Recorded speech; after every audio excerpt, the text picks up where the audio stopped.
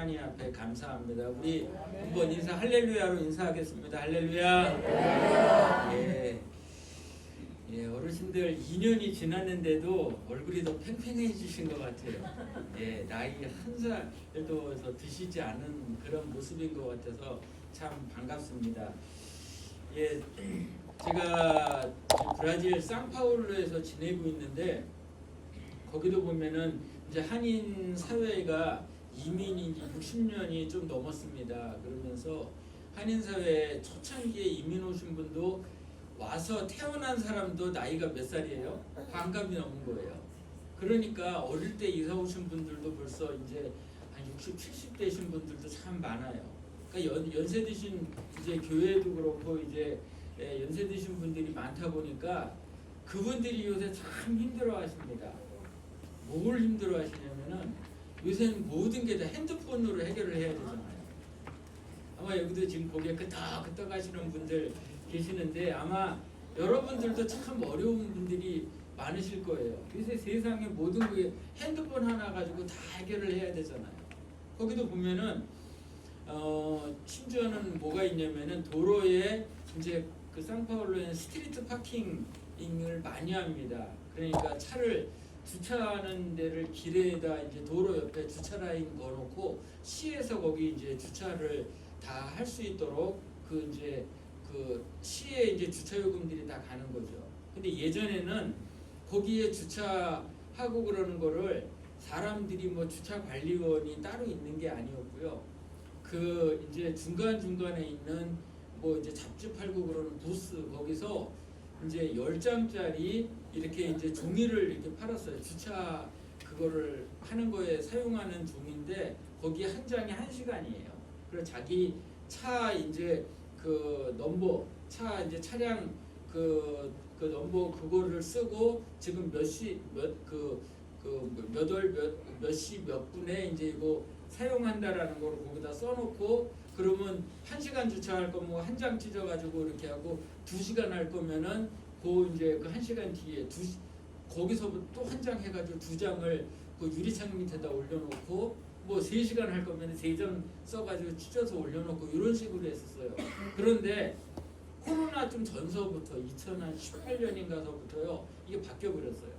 그 종이로 하는 거를 싹 시에서 없애버리고 핸드폰에 어플리케이션을 만들어서 배포하면서 이제 여러분들 신용카드로 이제 그 어플리케이션에 신용카드로 이제 그 주차하는 거를 이제 구매해가지고 거기서 주차할 때마다 이제 핸드폰에서 어플리케이션으로 내가 어느 이제 도로에서 그 몇 시 몇 분에 지금 이제 시작 딱 하는 거 그거를 딱 누르면 이제 그때부터 시작이 되는 거예요.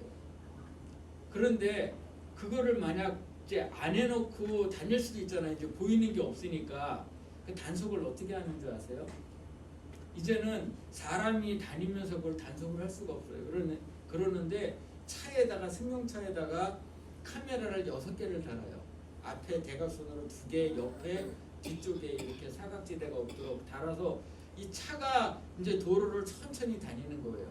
그러면은 이게 이제 도로에 다 이제 그 시스템이 어플리케이션하고 이제 그러한 정보 시스템이 다 연동이 돼가지고 차가 다니면은 이 차가 지금 그 조나아질이라고 그러는데 주차 그거 하는 거를 썼는지 안 썼는지가 바로 실시간으로 확인이 되니까 그러면은 이제 그냥 차가 다니기만 하면은 그게 안 된 그 안 쓰고 차 세워놓은 거는 그냥 단속이 되는 거예요. 그래가지고 승용차 한 대가 옛날에는 이제 가끔 이제 그 시의 도로 그 주차 단속국 직원이 다니면서 이제 그 유리창 밑에 이렇게 보는 거죠. 종이 이거 제대로 썼나 안 썼나. 근데 이제 차 한 대가 지금은 다니면서 하는데 그 주차 단속은 몇 사람 역할을 하느냐? 60명 역할을 이 승용차 한 대가 슬슬 다니면서 이제 할 수 있다는 거예요. 이 지금 브라질 상파울로만 해도요. 지금 이렇게 이 핸드폰 가지고 할 수 그 핸드폰만 가지고 할 수 있는 일들이 너무 많아요. 그래서 어르신들이 여러분들 같은 어르신들이 처음에 주차 단속 그런 거 바뀌었을 때 이거를 못 해가지고 그 주차 그거 쓰는 걸 못 해가지고 쩔쩔매신 분들이 많았습니다. 그리고 지금도 뭐 가끔 뭐 저를 찾아와요. 저 미랄 사무실에 있는데 목사님 이거를 도대체 이거 어떻게 해야 돼요? 그리고 핸드폰 가지고 찾아와가지고 도와달라고 이렇게 하시는 분들이 막 계십니다. 그리고 거기 지금 브라질 상파울로에도요 그 전기차 그 중국 그 BYD 전기차 있잖아요. 그게 작년 들어서 굉장히 많이 늘어났어요. 브라질하고 중국하고 이게 좀 가깝다 보니까 굉장히 그게 이제 많이 나고 또 뭐 AI 뭐 이러고 아마 여러분들도 이제 그런 얘기들 이제 많이 들으셨을 거예요. 급속도로 사회가 이렇게 특히 이제 코로나 팬데믹 이후에 많이 바뀌는 그러한 것들을 여러분들이 이제 경험을 하실 겁니다. 그러면서 이제 여기도 지금 많은 연세 드신 분들이 계시는데 이런 가운데서 야 이렇게 세상이 갑자기 이렇게 바뀌는데 내가 이걸 따라가지를 못하는데 이거 어떡하냐 망연자실해가지고 특히 핸드폰 뭐 뭘 해야 된다 그러면 겁부터 집어드시고 얘야 빨리 좀 와서 나 이거 좀 도와줘라 맨날 이거 자녀들 찾으시는 분들도 계실 거예요. 그 지금 이 세상은요 이 사회에 변화되는 사회에 적응하는 사람과 적응하지 못하는 사람 이제는 이게 점점 큰 갭으로서 이제 놓이게 될 것이에요. 근데 오늘 여러분들이 함께 읽은 성경 말씀에도 보니까요 이스라엘 백성들도요 그 당시에 이 민수기 이때가 급격하게 이 백성들이 이스라엘 백성들의 사회가 급격하게 변화가 됐었어요. 근데 이 급격한 변화된 사회 속에서 거기서 적응하고 있었던 사람과 적응해야지 못했던 사람들 여러분들은 조금 전에 같이 함께 성경 말씀을 읽으면서 그 사람들을 여러분들은 확인할 수 있었습니다. 자신들의 정체성이 이스라엘 백성들은 급격하게 변화가 됐었습니다. 어떤 정체성이 변했어요? 민수기 13장부터 14장까지 말씀에 거기 보면은 아마 여러분들이 굉장히 잘 아시는 말씀입니다. 이스라엘 백성이 430년 동안 애굽에서 무슨 신분이었을까요? 노예의 신분이었어요. 노예로서의 정체성을 가지고 있었던 이 사람들이 모세로 말미암아서 출애굽을 했잖아요. 이제 이 사람들이 출애굽을 해서 홍해를 건너고 이제 바란 광야의 그 가데스 바네아라는 곳에 와서 진을 쳤어요. 1년 동안 거친 광야길을 이제 이 사람들이 걸어왔습니다. 그리고 그들의 이제 눈앞에는요 하나님께서 약속하셨던 가나안 땅이 놓여 있습니다. 이 모세는 거기서 각 지파별로 한 명씩의 지휘관들을 선발을 해가지고 그 가나안 땅을 40일 동안 정탐할 수 있도록 그렇게 명령을 내려서 이 지휘관들이 그 땅을 두루두루 둘러보고 왔어요. 아마 제일 먼저는 여리고성을 둘러봤을 거예요. 예루살렘을 가고 베델 그리고 또 갈릴리, 헤브론 그 모든 주요 지역들을 다 돌아보고 돌아왔습니다. 돌아오고 난 다음에 민수기 13장 그 30절부터 보면은 12명의 이 지휘관들이 보고를 하고 있어요. 그 중에서 갈렙이 먼저 보고를 해요. 우리가 올라가서 그 땅을 취합시다. 우리는 그 땅을 능히 취할 수 있을 것입니다. 우리는 이길 수 있을 거예요. 아멘. 이 이스라엘 백성들이 여러분들처럼 아멘 하고 그 말씀을 받았으면 얼마나 좋았을까요? 그런데 그 중에 12명에 올라갔던 사람들 가운데 10명이 그 얘기를 듣자마자 단체적으로 나와가지고 안 됩니다. 그리고선 두 손 들고 반대하고 나섰어요. 그러면서 우리가 올라가면은 그 땅을 우리는 치지 못할 것입니다. 우리는 반드시 패배할 겁니다. 라고 그걸 뭐라고 그래요? 초친다고 그러잖아요. 그 갈렙의 그 믿음 있는 그 이야기에 이렇게 10명의 정탐꾼들이 거기서 반대하고 나섰어요. 그 땅에는 거인 같은 사람들이 많습니다. 그 사람들이 보기에 우리는 뭐 같다? 메뚜기 같을 것입니다. 이 얘기를 듣자 여호수아와 갈렙은 그 자리에서 오늘 말씀에 읽은 대로 막 옷을 찢으면서 다시 말해요. 7절부터 나오는 걸 보면 우리가 두루 다니며 정탐한 땅은 심히 아름다운 땅입니다. 여호와께서 그 땅을 우리들에게 주신 것입니다. 그 땅을 두려워하지 마십시다. 여러분들, 이스라엘의 이 12명의 정탐꾼, 이 사람들은 똑같은 것을 보고 왔습니다. 그런데 똑같은 것을 보고 왔지만은 어떠한 시각과 어떠한 관점으로 그것을 바라봤느냐에 따라서 전혀 다른 반응을 지금 보이고 있습니다. 가나안 땅을 이 40일 동안 정탐했던 이 사람들 어떻게 해서 이렇게 극명하게 다른 두 시각으로 나뉘어졌을까요?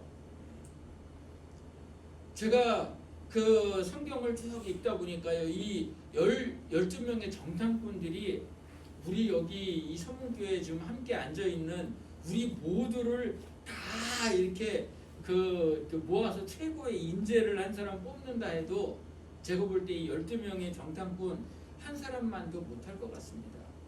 왜냐면 제가 계산을 해보니까요, 이 사람이 몇 대 1의 경쟁률을 뚫고 뽑힌 사람들인지 아세요? 각 지파별로 한 사람씩 뽑혔잖아요. 그 당시에 각 지파별로 사람들이 대충 몇 명 정도가 됐을까요? 지파가 사실은 숫자가 똑같진 않아요. 민수기에 보면은 앞에 보면 각 지파별로 계수했던 숫자들이 쭉 나옵니다. 거기 보면은 전쟁에 나와서 싸울 만한 젊은이들만 그 20에서 50세 그 나이들만 나와요. 남자들만. 그런데 전체적으로 보면 한 60만 명 정도 돼요. 12지파가 60만 명이니까 평균 내보면 한 지파가 몇 명이에요? 5만 명. 5만 명인데 그게 젊은 남자들만 해당이 되잖아요. 여자도 있고 애들도 있고 어른도 있으면 한 지파별로 한 보통 몇 명 정도 될까요? 최소한 한 15만에서 20만 명 정도의 한 사람 정도가 뽑힌 거예요. 근데 어리버리한 사람 뽑은 게 아닐 거 아니에요. 그 정탐하러 보내는데 가장 우리 지파를 대표해서 똑똑하고 잘나고 대표해서 우리 지파의 의견을 모을 수 있는 사람이라는 사람을 뽑았을 거 아니에요. 우리는 한국에 지금 국회의원, 굉장히 잘났다는 국회의원만 해도 몇 사람 정도의 한 사람을 뽑을까요? 평균 한 10만 명 정도의 한 사람 정도 남짓을 뽑는 것 같습니다. 그러니까 이 당시에 정탐꾼이라는 사람들이 여러분들이 그냥 무시하고 업신여길 사람들이 아니에요. 굉장히 인테리어고 똑똑한 사람들이었어요. 그럼에도 불구하고 내가 잘나고 그렇게 인테리어고 그런 게 중요한 게 아니다라는 거예요. 오늘 보면은 그 사람들이 어떠한 시각을 가지고 그 관점을 가지고 그 땅을 바라보느냐에 따라서 전혀 다른 결과를 보이고 있다는 것입니다. 이 10명의 정탐꾼들의 문제가 뭐였냐? 이 사람들이 비록 똑똑한 사람들이었지만은 애국 노예의 가치관을 이 사람들은 떨쳐버리지 못했습니다. 제가 브라질에서 이제 한 10여 년 지냈는데 처음에 가니까 한국의 이제 교민들 가운데 어르신들이 그런 이야기를 해줘요. 이 브라질이 노예사회가 노예제가 없어진 지 한 150년이 됐는데 아직까지도 사람들 가운데 노예의식이 아직도 남아 있습니다. 그런 얘기를 해요. 거기서 오래 사신 분들이 그 얘기를 했는데 제가 처음에는 믿질 않았어요. 150년이나 노예제가 없어졌는데 어떻게 그 150년 지났는데도 지금 사람들 가운데 노예의식이 있느냐. 근데요, 사람들 특히 이제 그 저소득 사람들 있잖아요. 다른 사람들 밑에서 일하는 사람들은요, 지금도 노예의식이 진짜로 있어요. 제가 이제 브라질에서 이제 그 월급을 주는 입장에 있어요. 제가 이제 미랄에서 직원으로 일하는 선생님도 있고, 제가 처음에 브라질에 갔을 때는 월급을 줘야 되는 브라질 직원이 8명이 있었어요.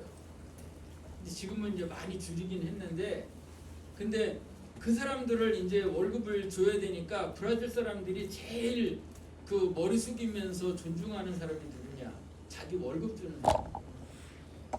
근데 옛날에는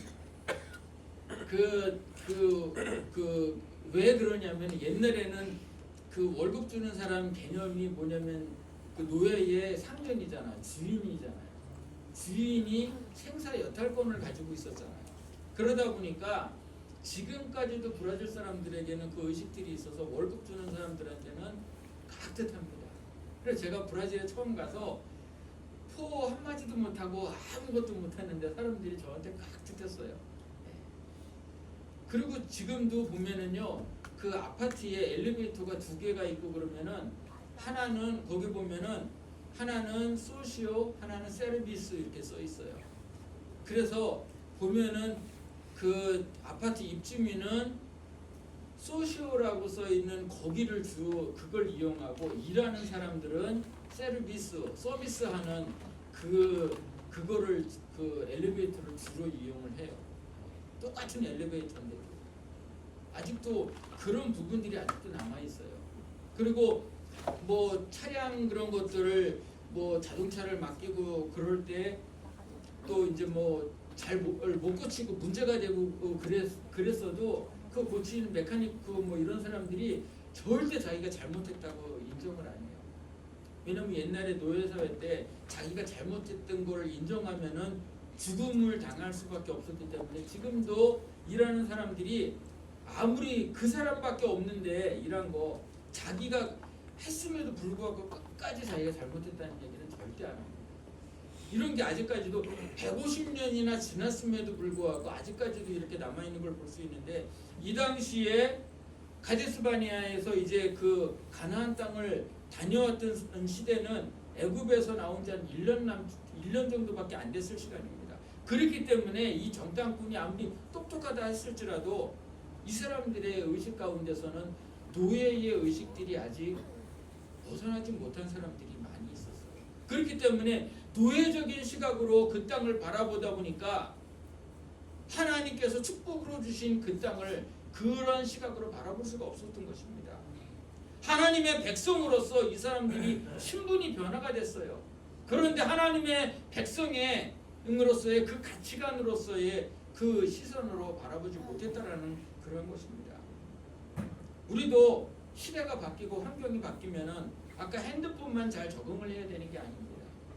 여러분들이 이제 하나님의 백성으로서 그렇게 이제 변화가 됐으면은 하나님의 백성으로서의 시각으로 이 세상을 바라봐야 되는 그런 것입니다.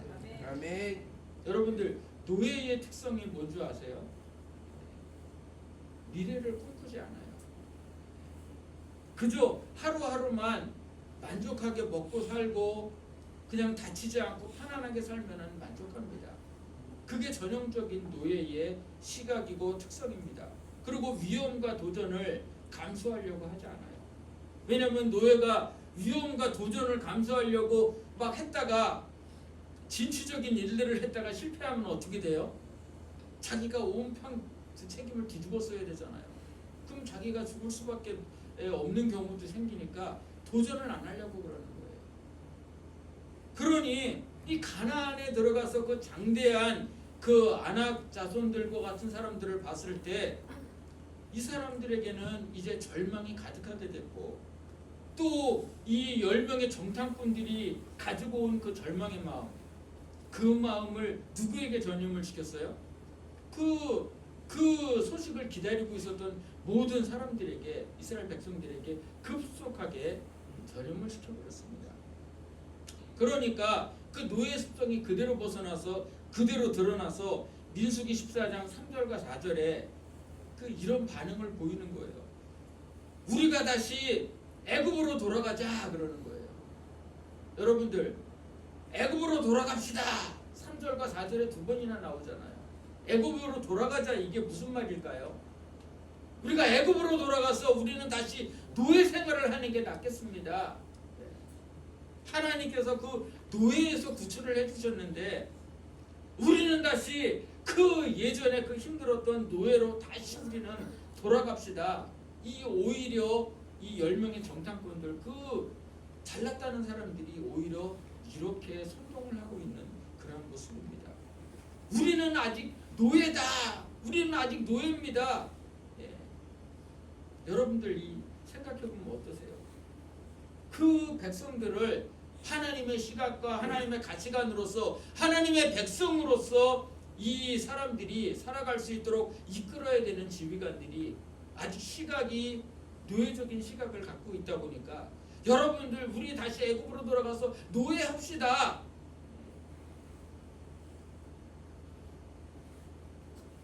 여러분들 하나님께서요 과거에 우리가 죄의 노예와 사탄의 노예인 신분을 가만히 놔두지 않으셨습니다. 우리도 노예였어요. 죄의 노예였고 사탄의 노예로서 이 세상 사람들이 그렇게 우리가 불쌍히 여기는 그런 모습대로 우리도 똑같이 살아가고 있었던 모습이었습니다. 그런데 하나님께서 우리에게 은혜를 주셨어요. 그래서 우리를 이제 그곳에서 그 신분에서 우리를 불러주셨어요. 하나님께서 이스라엘 백성들이 430년 동안 노예 생활하고 있는 것을 불쌍히 여기시고 하나님의 큰 계획 가운데서 그 노예 생활에서 이제 꺼내주셨잖아요. 그런데 이 사람들은 다시 우리가 애굽으로 돌아갑시다. 우리가 다시 노예 생활해도 좋으니까 노예로 다시 돌아갑시다 하고 있는 거예요. 여러분들도 하나님께서 여러분들을 죄의 노예 가운데서 새로운 피조물로 이제는 꺼내주셨는데 다시 우리가 옛날 과거처럼 사탄의 노예로 다시 돌아가고 싶습니다. 죄의 노예로 다시 나는 돌아가고 싶습니다. 그러고 싶은 분 여러분들 계십니까? 우리가 입술로는 아니라고 하지만은 우리가 신앙생활을 하고 있는 많은 분들을 옆에서 보면은요 참 안타까운 경우가 있어요. 하나님께서 저 영혼을 위해서 예수 그리스도를 희생시켜서 저렇게 구원해 주셨는데 아직까지도 그 죄의 노예 그 습성을 벗어버리지도 못하고 아직도 저렇게 살고 있는 모습입니다. 지금 이 10명의 정탐꾼들 얼마나 안타깝습니까? 하나님께서 그렇게 구원을 베풀어 주셔서 이제 가나안에까지 들어가게 해주신 놀라운 은혜가 그들 앞에 있는데 그것을 박차버리고 우리는 오히려 옛날에 그대로 노예 생활하는 게 더 좋습니다. 그러면서 과거의 구습을 돋는 그런 모습을 행하고 있다는 말씀입니다. 여러분들 우리는 더 이상 죄의 노예가 아닙니다. 사탄의 노예가 아닙니다. 하나님의 거룩한 백성이고 새로운 피조물이십니다. 하나님께서 우리를 이 땅 가운데서 불러주신 그 현재를 읽는 의미를 깨달으실 수 있기를 소망합니다. 제가 그 브라질에 처음에 가가지고 그 우리 가족끼리 이제 그 일주일마다 이제 가족 예배를 드렸었어요. 근데 가족 예배를 드릴 때 제가 아이들하고 그런 이야기를 나눴습니다. 근데 그때 특히 이제 다혜는 큰애 다혜는 비교적 적응을 잘했는데 다민이가 가가지고 참 적응을 힘들어했어요. 학교를 갈 때 이제 그 엄마나 아빠 손잡고 이렇게 갈 때 브라질에 이제 아침에 보면은 막 그 노숙자들이 막 쓰레기 찢어놓고 막 오줌 싸놓고 막 그러면 이제 냄새도 나고 쓰레기도 막 너무 막 날아다니니까 그러면 뭐 욱욱하고 걔가 비위가 굉장히 약해서 그러고 또 뭐 스트레스도 많이 받아가지고 애가 그냥 이제 그 학교 이제 가려면은 뭐 이제 티셔츠 같은 거 유니폼 하나 입어야 되는데 그거 입으려고만 하면은 그냥 변기로 쫓아가서 막 토하려고 그러기도 하고 참 그 당시에 한 몇 년은 어려운 시간이 있었어요. 근데 지금은 이제 그 시절을 다 겪고 이제 대학 이제 올해 이제 대학 1년을 벌써 이제 마쳤는데 어쨌든 그런 시절이었는데 그때 이제 이런 말씀을 읽으면서 그렇게 나눴습니다. 하나님께서 왜 우리 가족을 이 브라질 땅에 보내셨는지 인도하셨는지 우리가 너희들은 아직 그 깨닫지 못하겠지만은 그 하나님께서 보낸 의미와 목적을 너희들은 잊으면 안 된다. 그래서 분명히 하나님께서는 너희들에게 지금은 깨닫지 못할지라도 분명히 큰 은혜를 베푸실 거야 라고 말씀 가운데 같이 나눴어요. 우리가 현재에 왜 우리가 이런 고생을 하고 있고 왜 우리가 이런 삶을 살아야 되는지 우리가 그 현재의 의미를 깨닫는다면은 현재의 그 고난에 대해서 우리가 매몰되지 않을 수 있습니다. 이스라엘 백성들이 왜 그들이 광야 땅에 지금 그 거닐고 있는지 현재의 의미를 깨달았다면은 그들이 불평하지 않았을 거예요. 하나님께서 그들을 왜 광야를 거니게 하셨을까요? 가나안 땅, 축복인 가나안 땅에 인도하기 위해서 그 땅의 필히 그 땅을 지나가야 됐습니다. 오늘 말씀이 하나님의 꿈을 품는 백성인데 우리 서문교회 성도님들 여러분들이 이 여호수아와 갈렙처럼 하나님의 꿈을 품는 백성이 되기 위해서는 과연 그러면 우리가 무엇을 어떻게 해야 될 것인가? 8절에 보니까 이런 말씀이 있습니다. 우리가 올라가서 그 땅을 그 8절에 보면 여호와께서 우리를 기뻐하시면 우리를 그 땅으로 인도하여 드리실 것이다 얘기를 했어요. 우리가 무슨 일을 하든지 하나님이 그 하나님과 함께 바라보는 관점을 우리가 가지셔야 될 줄로 압니다. 네. 이 두 명의 정탐꾼 여호수아와 갈렙이 가지고 있었던 그 관점이 바로 이런 관점이에요. 인간적인 시각, 나의 시각으로 바라보는 게 아니라 누구의 시각으로 바라봐요? 하나님의 시각으로 바라보니까 가나안 땅에서 그 백성들과 그 모든 그 놓여 있는 것들이 달리 보이기 시작한 거예요. 10명의 정탐꾼은 철저하게 인간적인 시각으로 자신의 시각으로 그것을 바라봤어요. 그러니까 자기보다 더 큰 아낙 자손들과 같은 큰 사람들을 봤을 때 두려울 수밖에 없었습니다. 그런데 여호수아와 갈렙은 누구의 시각으로 그것을 바라봐요? 하나님의 시각으로 바라보다 보니까 그것이 두렵지 않은 거예요. 비록 나는 약하지만 하나님이 우리와 함께 하시면은 우리가 저 사람들도 저 강해 보이는 사람도 하나님 앞에서는 별 볼 일 없을 거예요. 하나님은 이 이스라엘 백성들과 어떻게 함께 하셨나요? 특히 가나안에 그 애굽에서 처음에 나왔을 때 이스라엘 백성들은 사실은 노예 생활만 해봤기 때문에 전투를 해본 경험이 없습니다. 430년 동안 군사훈련을 한 번도 받아보질 않았어요. 노예 생활만 했었어요. 싸워본 사람들이 아닙니다. 그런데 그 출애굽기 17장에 보면은 아말렉 자손들이 이 광야에 이제 지나가고 있는 이 사람들을 공격하겠다고 아말렉 사람들이 공격해서 다가와요. 그때 어떻게 했을까요? 무기도 하나도 없었습니다. 그런데 여호수아가 이제 백성들을 끌고 이제 뭐 막대기나 들고 나갔겠죠. 그런데 아말렉 사람들하고 치러 나가는데 아말렉 사람들한테 밀리는 거예요. 그런데 모세가 저 산에 올라가 가지고 손을 들고 기도하니까 어땠을까요? 하나님께서 함께 하시니까 이 몽둥이 들고 싸우는 이 사람들이 이 아말렉 사람들을 이기는 거예요. 그런데 이제 힘들어서 모세의 손이 내려오니까 다시 밀려요. 그러니까 아론과 훌이 옆에서 팔을 들고서 떠받치면서 계속 기도하니까 전쟁이 어떻게 됐어요? 아말렉을 이스라엘 백성들이 사실은 오합지졸들이잖아요. 전쟁을 한번 해보지도 않았던 사람들이잖아요. 이 사람들이 이겼습니다. 이게 이스라엘 백성들이 하나님과 함께 할 때, 하나님이 함께 하실 때 나타났던 그런 일이에요. 가나안에 처음 들어갔을 때 처음 앞에 놓였던 성이 뭐예요? 여리고 성이에요. 어떻게 전쟁을 했어요? 이스라엘 백성들이 전쟁을 잘해서 이겼던 게 아니에요. 하나님께서 함께 하시니까 이길 수 있었습니다. 제가 처음에 브라질에 갔을 때 아까 말씀드린 대로 사실 제가 거기에 아는 사람도 하나 없었고 가족도 하나도 없었잖아요. 그리고 포르투갈어도 뭐 가자마자 뭐 할 수 있는 것도 아니었고, 그리고 현지에서 제가 뭐 살아본 경험이 있었던 것도 아니었고, 가서 이제 사역을 하러 갔는데 제가 누구를 의지할 수 있겠습니까?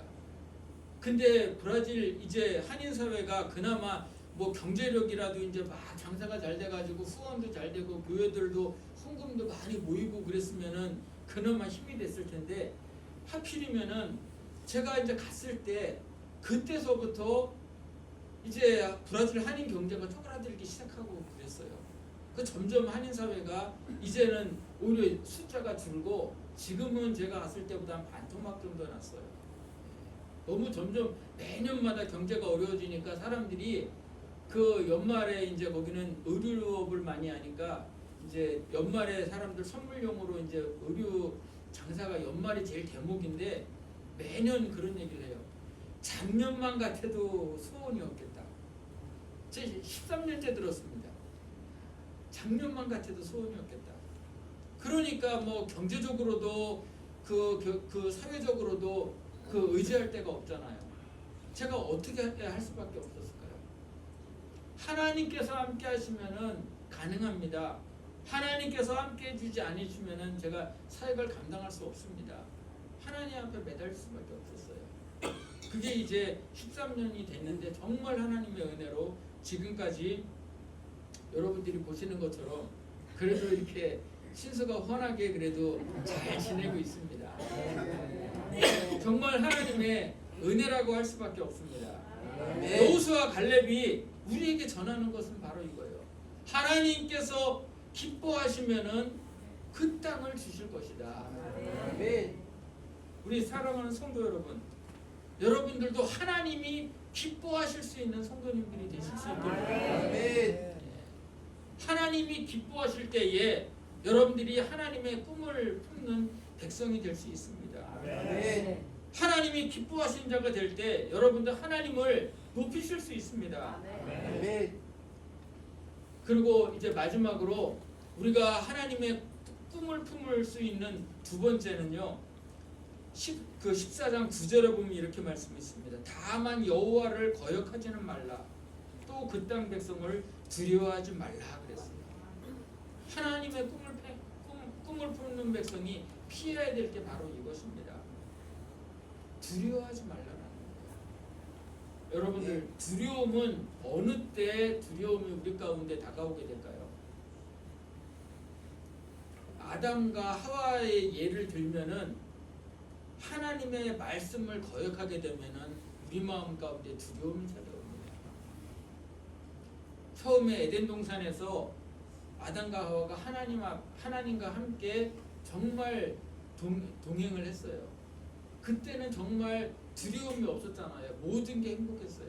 그런데 사탄으로 말미암아서 뱀이 꼬여서 그 하나님 앞에 범죄했을 때 그 창세기 3장에 보면 하나님께서 거니시는 소리를 듣고, 옛날에는 하나님의 거니시는 소리를 들었으면 아담과 하와가 하나님 우리 여기 있어요 그랬을 거예요. 그런데 하나님이 거니시는 소리를 듣고 두려워하여 숨었다 그렇게 나와 있습니다. 우리가 하나님의 말씀을 듣지 않고 하나님의 말씀을 따르지 않을 때 우리가 하나님을 두려워할 수밖에 없습니다. 그리고 하나님과 함께 할 수가 없어요. 그런데 성경 말씀 9절 띄워주셨는데 거기 보면은 분명히 이렇게 말씀하고 있습니다. 같이 한번 9절 말씀을 읽어보겠습니다. 시작. 오직 여호와를 거역하지 말라. 또 그 땅 백성들 두려워하지 말라. 그들은 우리 밥이라. 그들의 보호자는 그들에게서 떠났고 여호와는 우리와 함께 하시느니라. 그들을 두려워하지 말라. 여기 보면은 아주 중요한 말씀이 있습니다. 끝에도 두 번째 보면은 여호와는 우리와 함께 하시느니라 그랬습니다. 우리가 두려워하지 않을 이유가 있어요. 우리의 어떤 뭐 그냥 깡으로 그냥 버티면서 두려워하지 않는 게 아니라요. 두려워하지 않을 근거가 바로 이거라는 거예요. 뭐요? 여호와가 하나님께서 우리와 함께 하시기 때문에. 이걸 네자로 줄이면은 뭐라고요? 네, 임마누엘. 예.